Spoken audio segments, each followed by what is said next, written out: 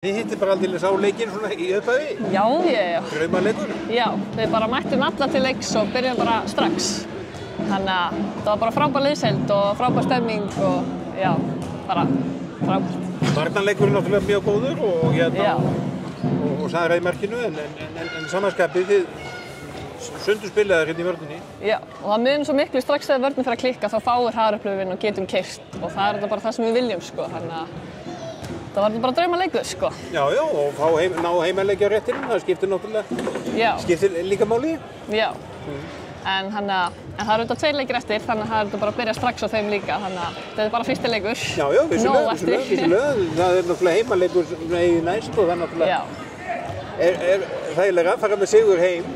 Já, alltaf gaman að spila ásvöllum og fá fólki sitt og þannig að bara allir að mæta, þannig að Þetta virtist rúlla mjög vel eða okkur, þið spiluðu þetta alveg til enda, þið voruð ekkert að gefa þetta mikið eftir. Nei, alls ekki sko, þetta er bara það gott lið að við getum ekkert verið að slappa af sko, þannig að það var bara allan tíma fókus. Þannig að það var bara dagskipunin að vera á fullu gasi alveg til loka og senda frá sér svona ákveðin skilaboð. Já, ekkert annað í boði.